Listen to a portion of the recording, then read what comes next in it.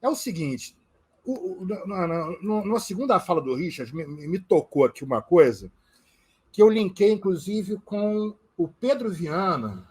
Eu anotei aqui, escreveu no chat aqui, que eu vou linkar porque eu estou falando isso. Alguém sabe do Roberto Rambo, Roberto Jefferson? Quando ele falou isso, com o que o Richard estava falando e o que já disseram aqui também dentro dessa troca, me ocorreu uma coisa que nós falamos na live da quarta-feira. Veja só, eu vou lançar essas imagens, são reflexões, tá? Que foi aquela questão das marchas de Selma, vocês lembram que a gente estava comentando? Né? O nome que esse povo que invadiu lá o Brasília, o Congresso e tal, o STF, eles deram dentro dos dutos lá do Telegram, né? A festa da Selma. Né? E ficou toda uma coisa, mas o que é isso? Primavera Árabe, a imaginação vai a mil, né, e tal. E conversando com um colega, a gente levantou a hipótese na quarta-feira e disse algo mais simples, mas não menos aterrorizante, né? Porque eles usam muito essa questão da linguagem, da comunicação, para atingir, para menosprezar. Né? Tem toda uma coisa de um ódio, de um ressentimento aí, que os marxistas presentes podem levar para a luta de classe, como quiser e tal. Mas a gente vai tentar, eu vou tentar falar de uma outra, né, de um outro olhar aqui, que é o olhar que eu converso lá no CIEP, um deles que eu dou aula, que é um dos lugares que eu mais aprendo, e que é muito sabotado, é muito sacaneado. O CIEP é um espaço de educação do Brasil maravilhoso, que é sacaneado. A população tem que entender isso. Sabe que aquilo ali potencializado poderia se transformar, mas vamos lá. O que tem essa tal de marcha de Selma? Que me chocou muito, então. Eu não tinha na minha memória. Quando eu fui ver a marcha de Selma no Alabama, Montgomery, gente, foi um movimento, grosso modo, né, em prol dos direitos políticos humanos. O Martin Luther King estava presente, o Richard citou ele, né, 1965, e houve um ataque, ou vários ataques, que foram 3 encontros, da Ku Klux Klan e da polícia. Né? Morreu gente lá, sabe? Houve ataque, repressão muito violenta, né? E, assim, fica essa imagem que eu lanço com um combinado de uma festa, que não teve nada de festa, porque festa foi dia 1º, gente. Eu, particularmente, eu estou muito esperançoso, o Genuíno não está aqui, mas ele falou da esperança dele. Assim, a única outra opção que o Lula não tivesse ganho seria, assim, catastrófico, que seria, né, o cara que estava antes continuar. Então, assim, as fichinhas aqui, eu estou botando agora com toda a dificuldade e tal, tentando fazer o que está ao meu pequeno alcance, né, para que a coisa comece a funcionar. Tudo isso está no caldeirão. Né? Essa estrutura de colônia do Brasil, esse problema gravíssimo que a gente vive, enfim, com os povos nativos aqui que eu gosto de falar e tal. Pois bem, aí ao camarada que está aqui online, o Pedro, colocou: alguém sabe do Roberto Rambo ou Jefferson? É aí que eu faço alusão ao que o Richard disse. No dia 8, com todo o choque que houve naquela situação, que eu acho que ali foi sabotagem e caos extremo, né? Ali foi para isso, essa é a minha leitura. Posso até estar enganado, acho que não estou. Vem a pergunta, a gente ali, qual foi o tratamento, né? Não houve morte. Não estou torcendo para que tivesse tido, mas estou dizendo, não houve morte. Lá no outro foi um massacre. A Selma de lá foi um massacre.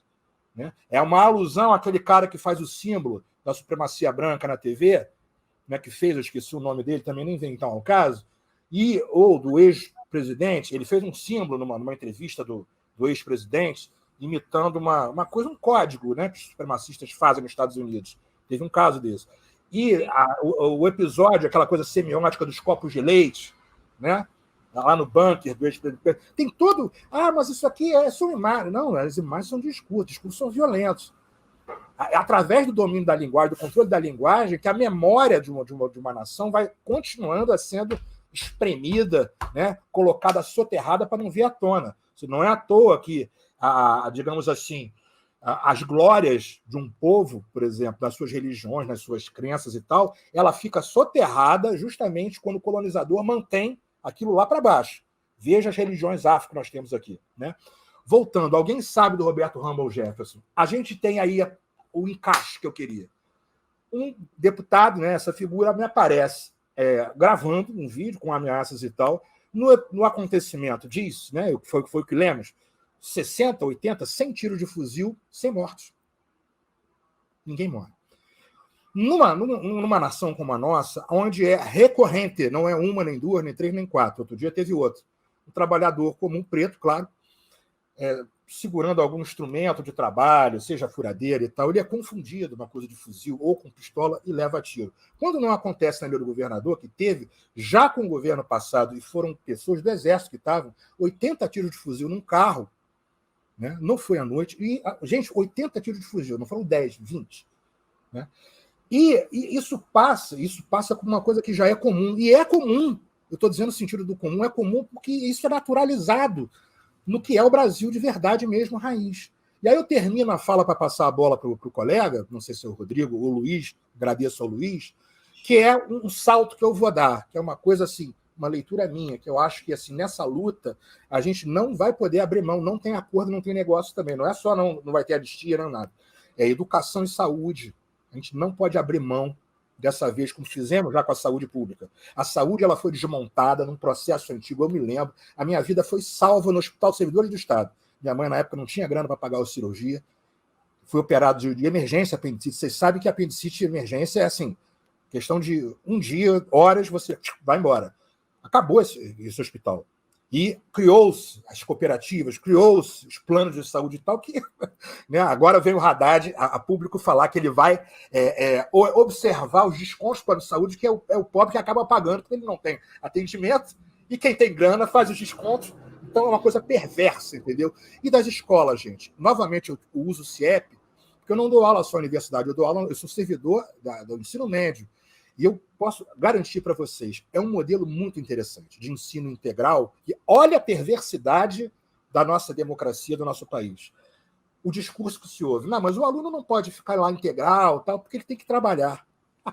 Genial, né? De preferência, ele tem que trabalhar o dia inteiro com 12 anos de idade, 13 anos de idade, tá entendendo? Ele não pode ficar com ensino integral. O espaço da escola do CIEP, gente, ele não é só sala de aula, não.